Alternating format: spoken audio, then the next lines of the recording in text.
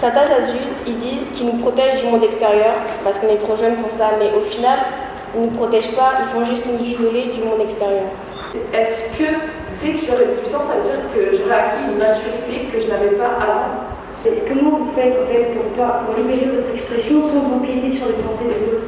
La liberté d'expression, c'est comme une sucrerie, il faut l'utiliser avec modération. La parole est libre dans l'hémicycle du département pour l'Assemblée du Conseil départemental des jeunes. Organisés en groupe depuis plusieurs jours, ils rassemblent ce matin leurs pensées sur le thème « La liberté d'expression, oui, mais comment et jusqu'où ?» Une question débattue par ces deux rapporteurs de groupe.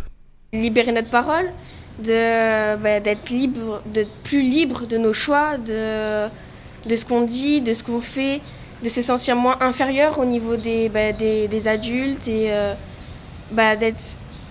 d'être plus apte à nous accepter nous et d'accepter que nous aussi on peut parler, nous aussi on a une réflexion et nous aussi on est important dans cette société. Voilà. Ça nous permet de nous exprimer et de pouvoir mettre des choses en place malgré qu'on soit mineur, qu'on soit plus jeune que d'autres personnes et qu'on ait quand même des choses à dire. Ça veut dire quoi, vous voulez exister ? Oui, on existe déjà, c'est pas qu'on voudrait exister, c'est qu'on soit plus considéré que d'habitude. Motivés, ces jeunes portent la parole d'une génération, raison pour laquelle il fallait lancer le débat.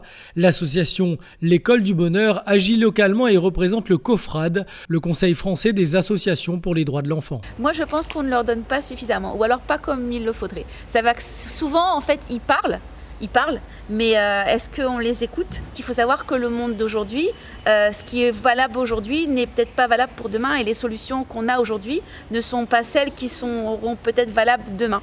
Donc c'est important en fait de questionner les jeunes parce qu'on ne leur donne pas suffisamment la parole.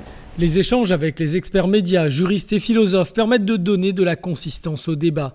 Et si tous ces jeunes s'accordent à dire que communiquer entre eux serait une solution, le plus important est de s'autoriser à prendre cette parole. Les jeunes, il faut savoir saisir les opportunités et vraiment s'exprimer, faire part de ses opinions parce que souvent on est timide, réservé, on reste dans son coin, mais on a toujours des choses à dire et je pense qu'il faut donner son avis, justement aller de l'avant et s'exprimer.